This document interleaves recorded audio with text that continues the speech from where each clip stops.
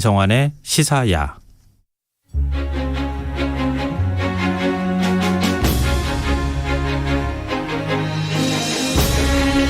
3월 새학기가 시작되면 한 학기를 또 한 학년을 나아가 대학에 입학하기까지 어떤 학습 과정을 거쳐야 하는지 고민하는 분들이 많아지는데요. 조선왕조시대 임금이 돼야 했던 세자들은 과연 어떤 교육을 받았을까요? 조선시대 세자는 금수저가 아닌 책을 품고 태어났다, 이런 말이 나올 만큼 많은 노력이 필요했다고 하는데요. 흔적 역사, 오늘은 조선시대 임금이 만백성의 어버이가 되기 위해 얼마나 많은 노력을 했는지 알아보고요. 왕실 교육을 통해 우리 시대 교육의 가치를 한번 되짚어보는 시간 마련했습니다. 경향신문 이기원 히스토리텔러 나와 계십니다. 안녕하세요. 안녕하세요. 진짜 책을 품고 태어났다, 예. 이런 얘기가 있어요? 뭐 그렇게 이제 붙일 수도 있을 정도로 그렇게 열심히 공부를 할 수밖에 없는 상황이었다라는 공부를 건데, 자발적으로 하지는 않았을 것 같고 그렇죠. 많이 시켰다는 얘기가 되는 거죠.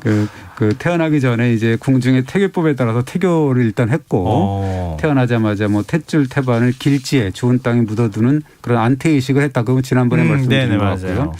오늘은 이제 태어난 뒤에 이야기만 해도 사실 할 얘기가 많아서 그렇게 할 것 같고, 왕조 시대에는 그 임금이 될 아기씨를 우리가 원자라고 하잖아요. 네. 그래서 주로 이제 임금의 맏아들이 뭐 해당이 될 텐데 네. 나중에 세자로 책봉이 되고요. 그래서 이 원자와 세자를 우리가 국본이라고 하거든요. 드라마를 통해서 아마 국본이란 단어에는 익숙하실 거예요. 청취자분들도. 네. 국본? 이게 정확하게 어떤 의미일까? 나라의 근본이죠. 뭐 우리가 아다시피. 그래서 왜냐하면 유고의 덕목에 충실한 성군이 돼서 나라의 안위와 백성의 안녕을 책임질 아기씨였단 말이에요. 그러니까 예. 그런 거고, 태종실록을 보면 왜 국본이라고 하는 기사가 있습니다. 당시 11살이 된 세자, 양명대군이죠. 네. 그 교육시키는 법을 얘기하면서 이렇게 얘기를 하죠. 원자는 나라의 근본입니다. 그래서 원자가 성인이 되고 안 되고는 평소 교양이 착한지 착하지 않은지에 달려 있고, 주역이라는 책에서는 그 어린이를 바르게 기르는 것이 곧 성인이 되는 공부라고 했고, 이 얘기는 오랫동안 바른 사람과 같이 있으면 바르게 될 수밖에 없다라고 했다라는 그런 내용이 있다라고 이제 얘기를 했죠. 그러니까 왕조 시대니까 예. 차기 왕이 될 사람은 뭐 지금 말씀하신 것처럼 국본이라고 할 수 있는 예. 거죠. 대가 끊기면 왕조도 끊기는 거니까요. 그렇죠. 예, 그렇습니다. 근데 일종의 뭐라고 해야 될까요? 국본이라면 나라의 근본이다. 예. 근본을 세우는 가장 중심이다. 뭐 이렇게 예, 얘기를 할 수 있겠네요. 예. 그래서 이제 뭐 조기 교육의 필요성을 강조를 한 거고, 그래서 뭐 갓난아기 때부터 젖을 먹이고 아기씨를 보살피는 뭔가 유모의 역할부터 이제 강조가 됐는데요.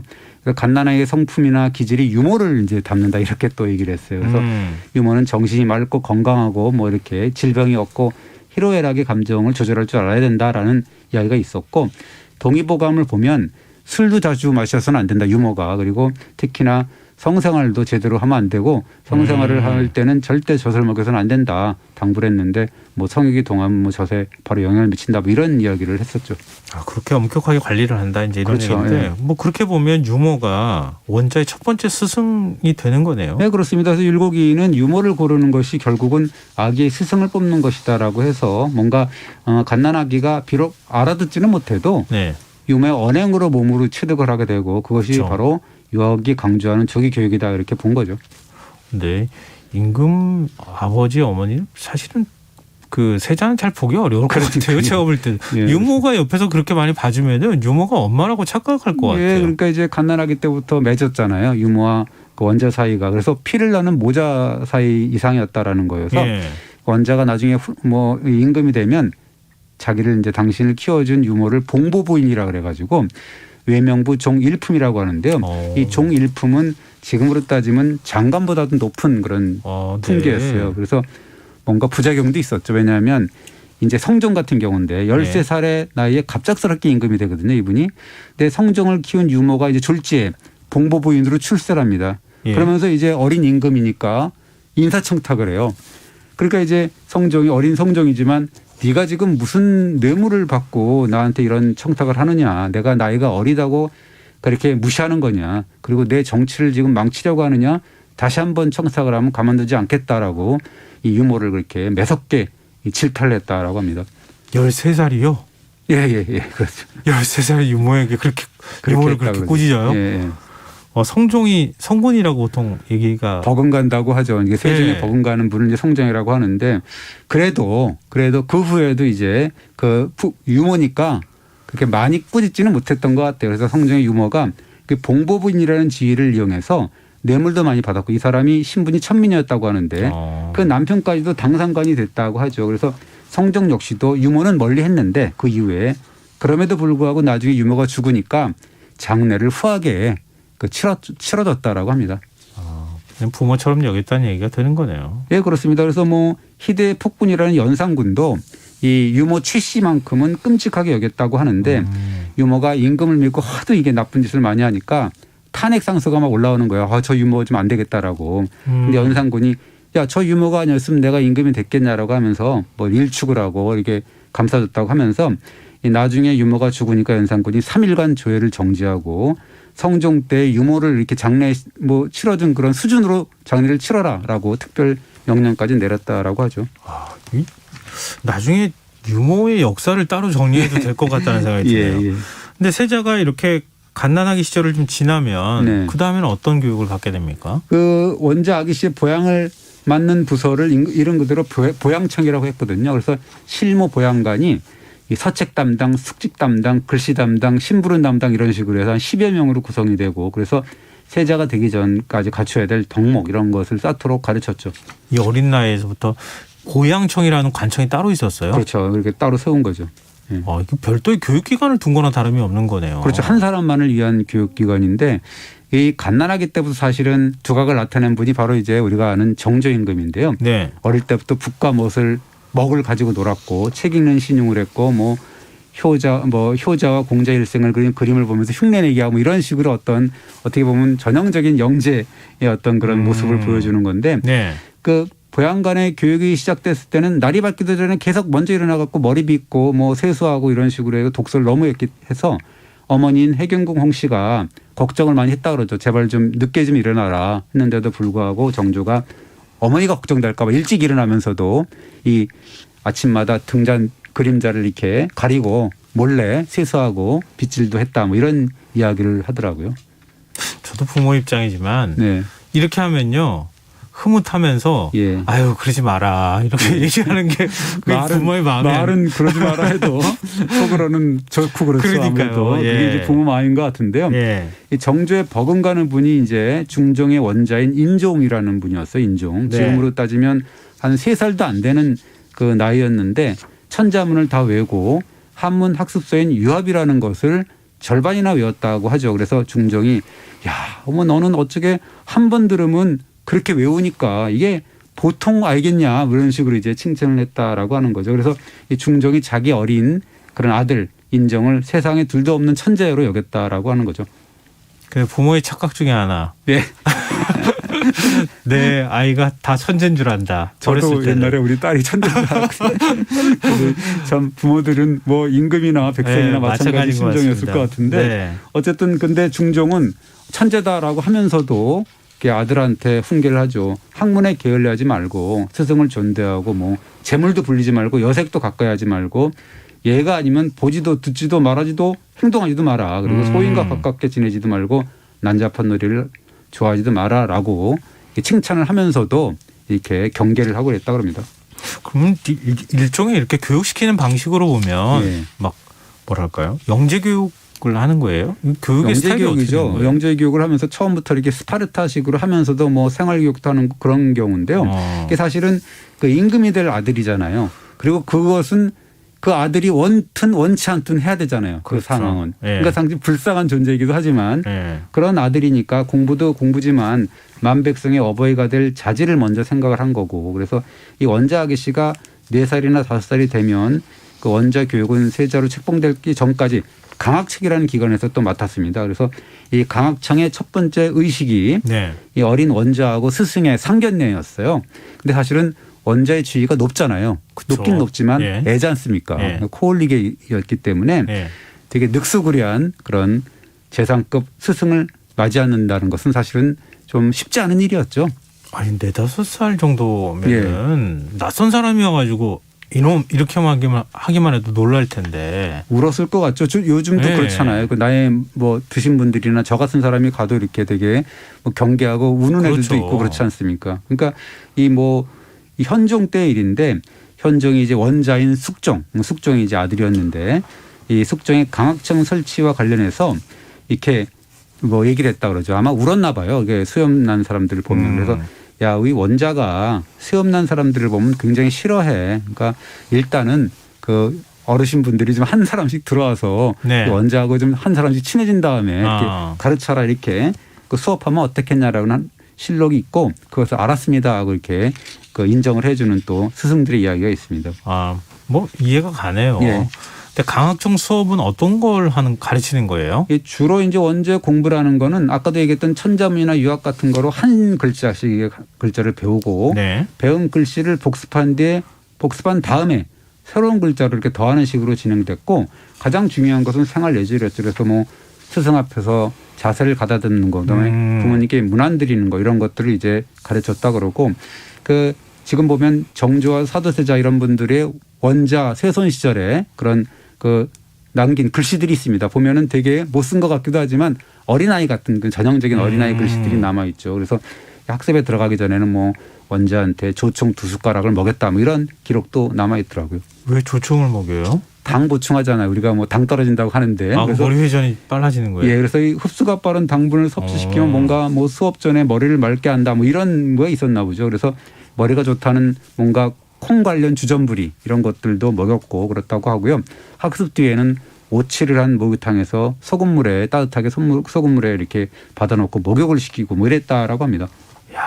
한마디로 진짜 지극정성으로 교육을 시킨 거네요. 그러니까 원자는 얼마나 피곤하겠습니까? 솔직히 젊은 어린 친구인데. 그래서 원자가 책 한 권을 떼면 왕과 왕비를 모시고 일종의 발표회를 열었다고 하는데 1757년에 영조 임금이 우리 나이로 6살도 채 안 된 그런 원손 정조를 불러서 네. 스승인 남유용이라는 분이었는데 스승에게 배운 내용을 점검해 봤다고 하죠. 그래서 네. 영조가 남유용을 가르치면서 저 사람이 누구냐라고 원손한테 물으니까 원손이 남유용입니다라고 대답을 했대요. 예. 그 영조는 원손인 스승의 존칭을 생략을 하고 그냥 남유용이라고 답한 것을 두고서 그 영조 임금이 굉장히 흐뭇하게 생각을 했는데 이렇게 얘기를 했다는 거죠. 이게 네가 임금 앞이라 이 스승의 이름자를 그대로 불렀나 보구나 하면서 한박 웃음을 지었다라고 합니다.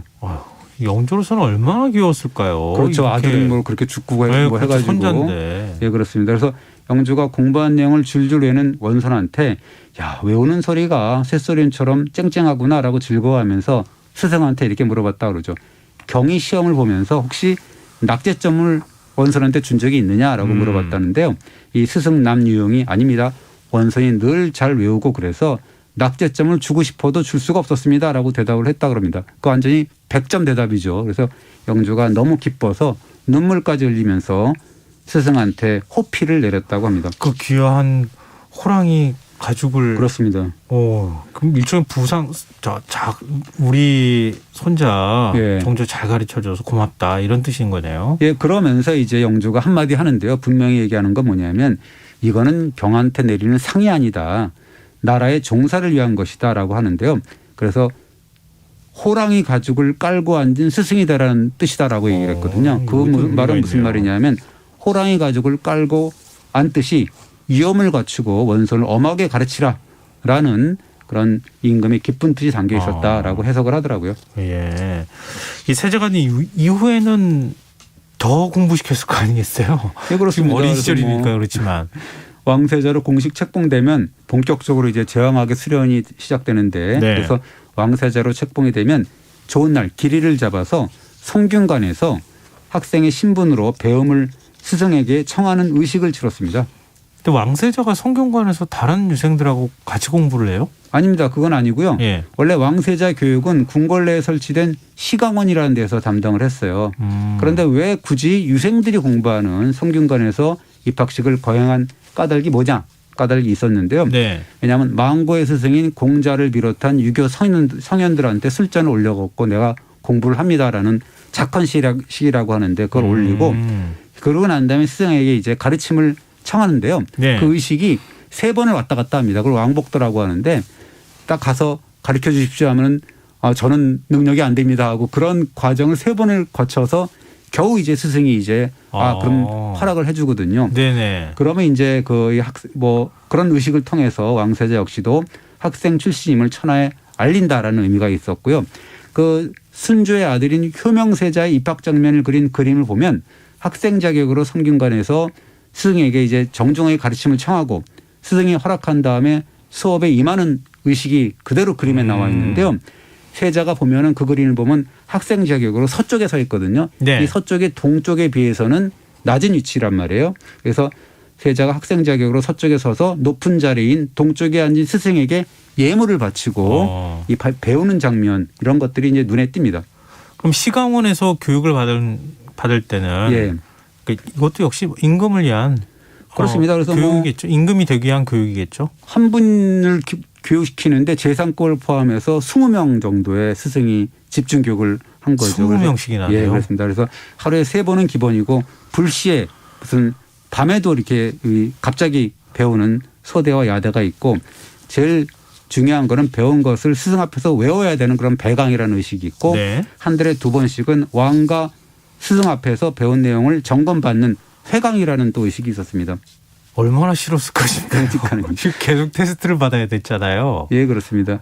그 중요한 건 뭐냐면 경서 내용을 모두 외워야 됐거든요. 그래서 이 배강이나 회강은 왕세자들을 정말 고달프게 한 거죠.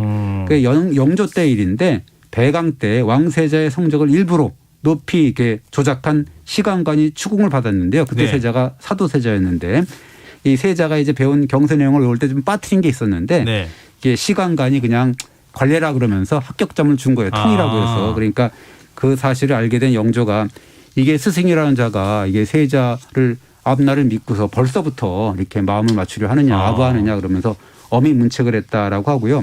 그리고 또 역대 임금들은 그런 회강도 회강이지만 밥상머리에서도 공부를 가르쳤다라고 합니다. 요즘 초등학교에서도 밥상머리 교육 많이 강조해요. 예, 그렇습니다. 근데 예. 어떤 교육을 하는 거예요? 이게 사실 임금과 왕세자가 이렇게 함께 식사하는 경우는 뭐 드물다고 하는데요. 네. 양녕대군이 세자일 때인데 세자가 하도 공부 안 하고 그러니까 하루에 그 실록 기사를 보면 3가지의 양녕대군을 이렇게 세자를 뿌짓는 대목들이 나오거든요. 날 잡아서 이제 작심을 했던 것 같아요. 네. 이 태종이. 그러면서 이 세자를 모시던 내관의 불기를 때립니다. 네가 잘 못 모셔서 그렇다라고 하고요. 그러면서 세자하고 밥을 먹으면서 너는 식사 여질이 왜 그 모양이냐라고 하면서 막 그 열렬하게 꾸짖고 세자의 스승들이 세자를 찾아가고 제발 좀 공부 좀 하시라고 불효 좀 하지 마시라고 이렇게 사정사정하는 그런 일이 이어지는 게 하루에 실록 기사에 다 나오더라고요. 근데 결국 양녕대군은 폐위되잖아요. 그렇습니다. 그래서 양녕대군 대신에 왕위에 오른 세종이 19년이나 지났는데 1438년에 양녕대군이 그때 이제 이 밥상머리에서 이렇게 야단 맞은 일을 회고를 하면서 이렇게 얘기를 하죠. 아버지 태종과 큰형 양녕대군의 사이가 멀어졌다. 내가 직접 봤다 그거를. 그 때문에 나는 날마다 하루에 3번씩 세자 문종하고 함께 30세끼를 먹는다 이렇게 얘기해요.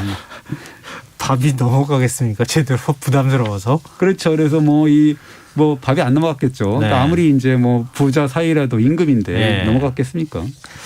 참 임금의 자리라는 게 네. 하기 싫다고 해서 하지 않을 수도 없는 자리고 네. 참 세자라는 신분이 부럽긴 하지만 마냥 좋았던 자리는 아닌 게. 그러니까 임금 체질인 분들은 다르죠. 정조의 경우는 대표적인데 네. 왕세순으로 15년, 임금으로 15년 있었는데 실록을 보면 이 공부만 하고 왕이 돼서도 맨날 보고서 읽고 그러는 게 취미였다고 하니까 정말 끼니도 제때 때우지 못하면서 책을 두고 밤낮으로 사색에 잠기고 일을 했다 이렇게 나와 있죠. 그러면 이거 안 여쭤볼 수가 없는데요. 네. 세종 임금은 어떻습니까? 세종은 사실은 세자인 양녕대군이 폐세자가 되고 졸지의 세자가 됐죠. 그러니까 세자가 된 지 2달 만에 즉위를 했거든요. 네. 그 이전에 충녕대군 시절부터 모든 면이 출중했기 때문에 사실은 이분은 어떻게 보면 세자 교육이 필요 없었던 분이다. 아 진짜요? 네, 그랬던 분이라고 볼 수가 있습니다. 왜냐하면 세자가 된 지 2달 만에 바로 임금이 됐기 때문에 그렇습니다. 천재셨네요. 천재. 네, 그렇습니다. 이 세자 교육의 목표는 결국 백성을 위하는 마음씨를 키우는 거 아니겠습니까? 그래서 이거 여말선체의 대학자인 권건이 태종 임금한테 이렇게 얘기를 하죠. 요임금의 덕을 이룰 때까지 학문을 그치면 안 된다고 그랬거든요. 사실 근데 요임금이 어떻게 되겠습니까? 그러니까 성인 정치의 상징인 요임금이 될 때까지라는 것은 그야말로 죽을 때까지 공부하라 그런 얘기입니다. 죽을 때까지 공부를. 네. 자, 오늘 흔적의 역사. 지금까지 경향신문 이규환 히스토리텔러였습니다. 오늘 말씀 고맙습니다. 네, 감사합니다. 오늘 모바일 상품권 당첨자는 홈페이지 공지사항에서 확인하실 수 있습니다. 김성환의 시사야 오늘 여기까지 하겠습니다. 편안한 밤 되십시오.